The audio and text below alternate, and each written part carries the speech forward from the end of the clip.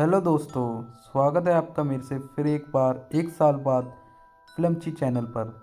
आज से मैं दोबारा से रिएक्शन मूवीज़ डाल रहा हूँ जिस पे मैं आपको अपना रिएक्शन दूंगा। और मैं आज आपके लिए लाया हूँ the which in the window. ये एक हॉरर मूवी है और ये 2018 में रिलीज़ हुई थी और इसकी IMDb रेटिंग 5.6 के भी ऊपर थी और इसने धमाल मचा दिया था। इसकी डिफरेंट हॉरर मूवी स्टोरी आपको बहुत ही पसंद आएगी। तो बताइएगा दोस्तों मेरी आपको रिएक्शन कैसा लगता है। तो बिना किसी नुकसान के चलते हैं वीडियो की तरफ। तो हम देखते हैं कि शुरुआत में सेमन और बेवर्ली आपस में लड़ रहे होते हैं उनके बेटे फिन के लिए, जो कि बेवर्ली बता रही होती है साइमन को कि उसका लड़का कितना बदतमीज हो चुका है, वो बिल्कुल अपने बाप पर गया है। उन दोनों को लेकर एक दूसरे से लड़ाई चल ही रही थी कि फिन को क्या खिलाना है, क्या देना है, क्या नहीं देना है, क्योंकि साइमन फिन को लेने आया था। वो उसे कह रहा था कि अब फिन उसके साथ रहेगा और बावर्ली उसे बता ही रही थी कि उसको बिल्कुल इंटरनेट से दूर रखेगा। वो बहुत ही बदतमीज हो चुका है नेट की वीडियो देख देख के, जैसे कि आजकल के लड़के करते हैं, बच्चे करते हैं मोबाइल में। तो साइमन उसको बता रहा है कि वो फिन का अच्छे से ख्याल रखेगा और वो उसका एक अच्छा बाप है, तो वो उसको अच्छा ही बनाएगा। लेकिन साइमन तो खुद ही पसंद नहीं था बावर्ली को, तो क्योंकि साइमन का काम था पुराने घरों को बनाकर नया घर बनाना, पुराने घरों को तोड़कर रिनोवेट करता था वो एक तरीके से। तो बवर्ली बता रही थी उसको उसका ही काम पसंद नहीं है तो वो कैसे उसके लड़के को बना देगा, वो मजाक ले रही थी। लेकिन साइमन उसको अलविदा कर देता है और ले के फिन को चल देता है। साइमन उससे पूछता है कि तुम नेट पर ऐसी वैसी वीडियो क्यों देखते हो, उससे तुम्हें क्या मिलता है। तो वो कहता है कि मुझे खुशी मिलती है। फिर हम देखते हैं कि साइमन और फिन पहुंच चुके हैं अपने घर की तरफ। साइमन उसे बताता है कि उसने ये घर उसके लिए और उसकी माँ के लिए लिया है और वो इसको दोबारा से नया करेगा और वो सब यहीं पे रहेंगे। फिर हम देखते हैं कि फिन एक नदी की तरफ चल देता है और साइमन को एक कॉल आती है। फिर उसको कॉल कट करके वो फिन के पास चला जाता है।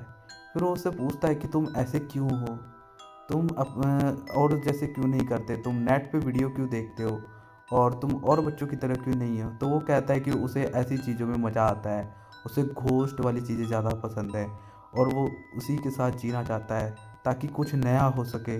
तो सीमन उसकी बात को सुनता है और कहता है कि ये तो तुम बड़े अजीब हो, लेकिन वो कहता है मैं ऐसा ही हूँ।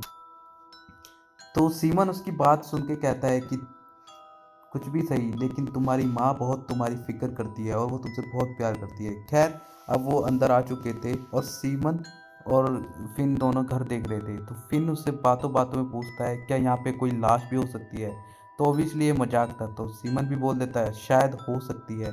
तो वो अब वो घर देख ही रहे थे, तो वो पूरे घर को देखते हैं कि यहाँ पे रिनोवेशन और डेकोरेशन दोनों को काम होना था।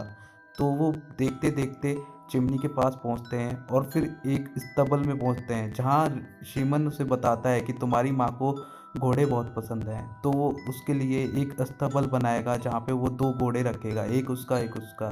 तो फिन के कमरे में जब वो जाते हैं तो फिन अपने खिलौने देखता है और वो अपने बाप को कहता है तो ये तो बड़े बचकाने हैं। और उसके बाद वो एक फ़ोटो को देखते हैं जहाँ फिन उसको देख के कहता है ये बड़ा ही भूतिया फ़ोटो है। और उसको ऐसे फ़ोटो देख कर मज़ा भी आता है और कभी कभी सर दर्द भी हो जाता है। फिर वो उसे देख दाख के अपना दूसरे घर की तरफ चलते हैं जहाँ पे वो पहुँचते हैं एक खिड़की पे जहाँ पे एक क्रैक हो रहा होता है। तो सीमन उसको देखता है और कहता है इसे भी रिनोवेशन में जोड़ना पड़ेगा। उसके बाद वो फिन को एक आवाज़ सी आने लगती है किसी के चलने की। तो फिन उसको देखने लगता है, सुनता है तो उसको किसी के चलने की आवाज़ आती है।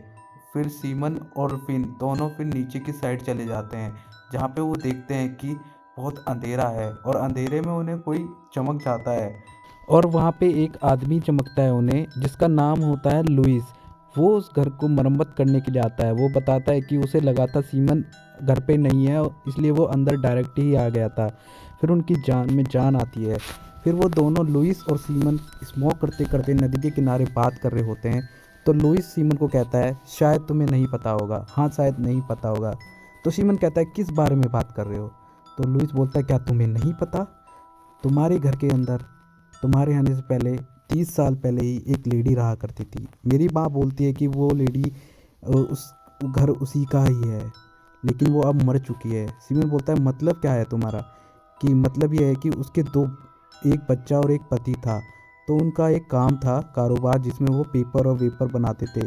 तो मैंने सुना है कि उसके और उसकी पति की हत्या हो गई थी, और मैंने सुना है वो लेडी ही उसने उसको हत्या करी थी। वो अक्सर खिड़की पर बैठा करती थी, जैसे कि मैंने तुम्हें दिखाया। और वो लेडी बड़ी ही डरावनी और बड़ी ही आवाज़ें दिखा करती थी। वो सुबह हो, शाम हो, दोपहर हो, बस वो खिड़की पर बैठा रहती थी। अब कहते हैं कि वो लेडी, जब लोगों ने पता किया तो वो लेडी बहुत पहले मर चुकी थी। उसका नाम लीडिया था, और उसकी आत्मा अभी भी वहीं पे है, और वो मैं देखता हूँ कि कभी कभी अभी भी दिख जाती है। तो सीमन और फिन सोचते हैं कि शायद वो झूठ बोल रहा होगा।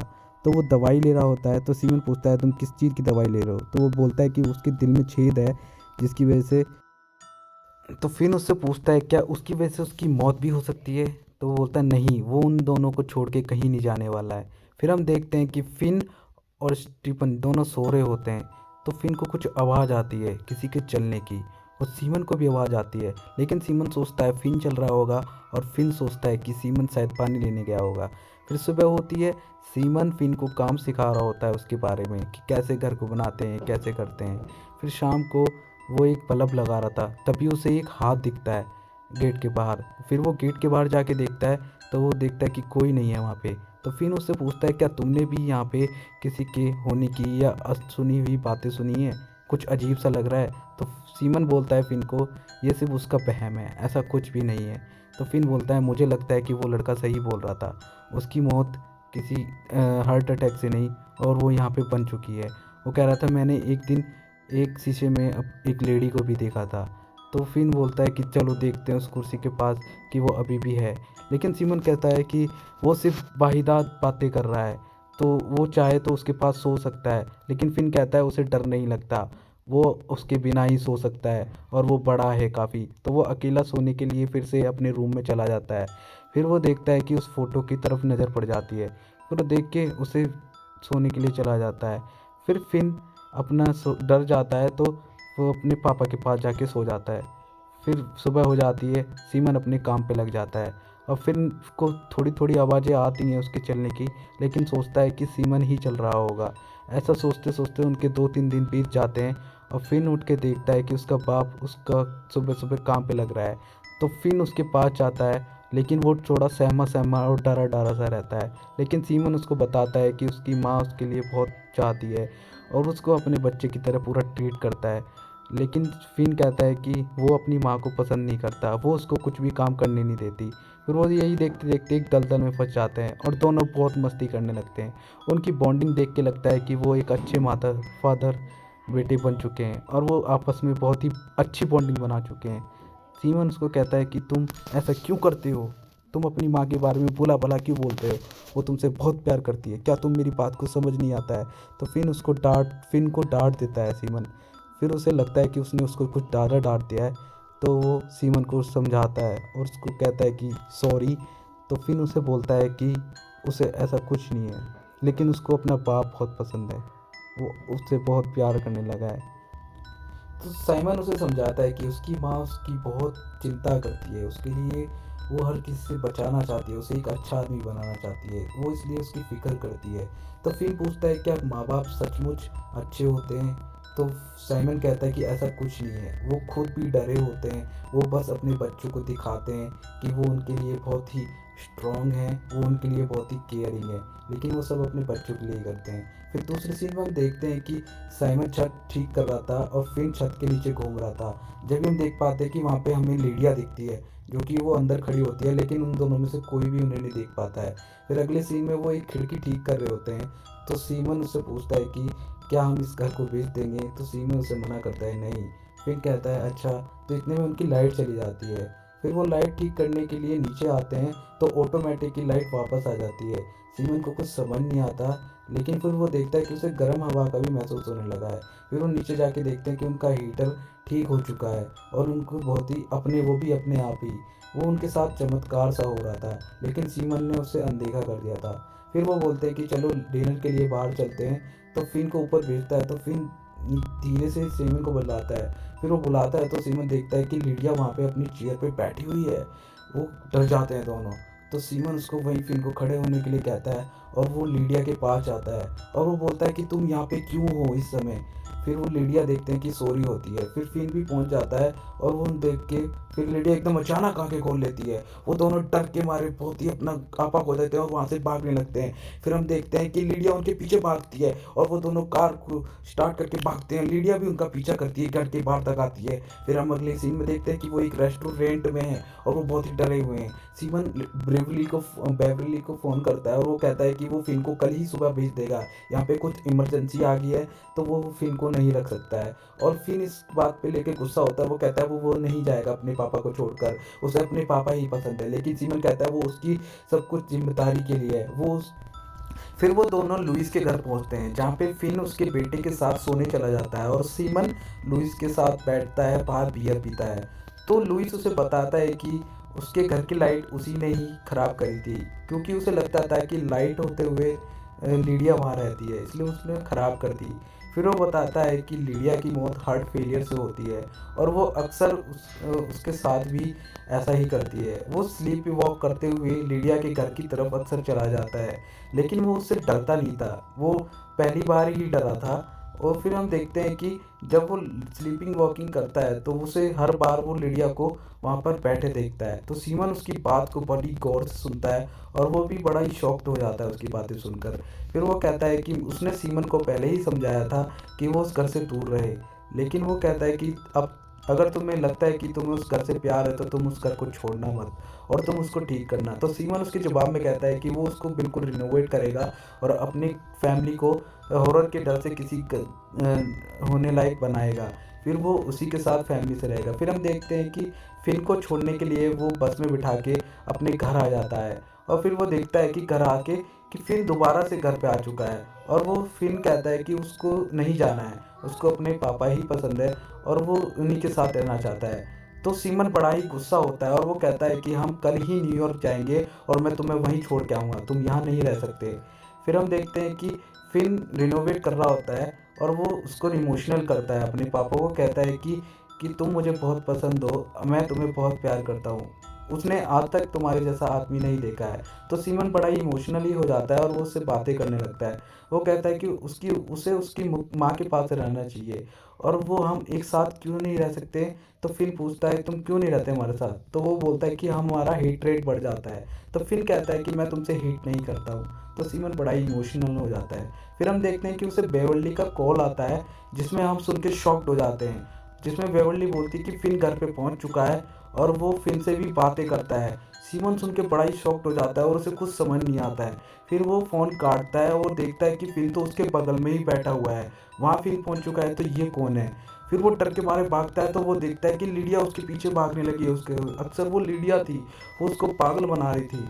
और वो भागते भागते अपने गाड़ी की तरफ जाता है और वो देखता है कि वो तो चाबी ही भूल गया है घर के अंदर। फिर वो गुस्सा होता है और वो लुइस के पास मदद मांगने के लिए जाता है। लुइस उसे बोलता है कि वो उसकी मदद नहीं कर सकता है, ये एक ऑर्डर है जिसमें वो उसकी मदद नहीं कर सकता है। और वो हालांकि वो घर से बाहर कभी गया ही नहीं है। वो सीमन समझ नहीं पाता और वो इतने में ही बियर की बोतल उसके सर पे मार देता है। फिर हम देखते हैं कि सीमन तो घर के अंदर ही कैद है, वो एक ट्रैप में फंस चुका था।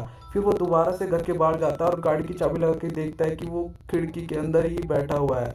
वो समझ नहीं पाता है। फिर वो आंखें खोलता है, बाहर आता है तो वो घर के अंदर ही होता है, वो एक ट्रैप में फंस चुका था। वो दोबारा से घर के बाहर भागता है। फिर वो देखता है कि बेवर्ली के रूप में लीडिया बाहर आई और उससे कहने लगी है तुम कहाँ जा रहे हो। फिर वो कहता है कि मैं नहीं मानूंगा, तुम नहीं हो बेवर्ली। वो कहता है कि मैं लीडिया हूँ, लेकिन तुम इस घर को छोड़ के करोगे क्या, तुम अपनी जॉब ढूंढोगे, बेरोजगार हो जाओगे। तो सीमन कहता है कि तुम क्या चाहती हो मुझसे। वो कहती है कि तुम इसी घर में रहो और वो कहता है मैं रह लूँगा, लेकिन क्या लीडिया के साथ रहना होगा। तो लीडिया कहती है कि मैं इस घर को छोड़ के चली जाऊँगी, तुम इस घर को ठीक करो और तुम्हारा ही घर होगा। फिर सीमन उस घर को ठीक करने लगता है, रिनोवेशन करने लगता है और इस घर को अच्छे से तैयार कर देता है। फिर हम देखते हैं एक दिन की लुइस एक स्लीप वॉक करके आता है और वो सीमन को मरे हुए पाता है। यानी तुम समझे, सीमन मर चुका था वहाँ पे, लेकिन उसने उसके घर को ठीक कर दिया था और लीडिया वहाँ से आज़ाद हो चुकी थी और उसकी मौत भी बिल्कुल हार्ट फेल की वजह से हुई थी, जैसे कि लीडिया की हुई थी। उसे लुइस को देख के बड़ा ही दुख होता है कि वो उसको बचा नहीं पाता। फिर हम अगले सीन में देखते हैं कि बेवर्ली और फिन दोबारा से वापस आते हैं। फिन कहता है कि वो उसके घर में नहीं रह पाएगा, उसे वहाँ पे डर लगेगा। लेकिन वो कहती है उसने उसके बाप ने उसके लिए बनाया था, वो हालांकि उनका फ्यूनरल कर चुके थे, वो मर चुका था सीमन।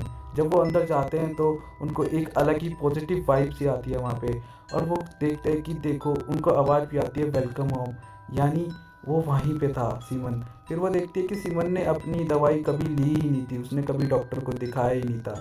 फिन भी देखता है अपने खिलौने को, तो वहाँ पे उसे एक लेटर मिलता है जिसमें उसे देखने को मिलता है कि उसका बाप ने उसके लिए लेटर लिखा हुआ था कि वो हमेशा उन्हीं के साथ रहेगा।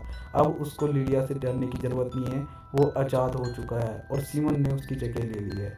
तो वहाँ पे पॉजिटिविटी पॉजिटिविटी, बेवर्ली को भी वहाँ पे रहने की बहुत ही आदत हो चुकी थी और फिन को भी बहुत ही अच्छा लगने लगा था उस घर में।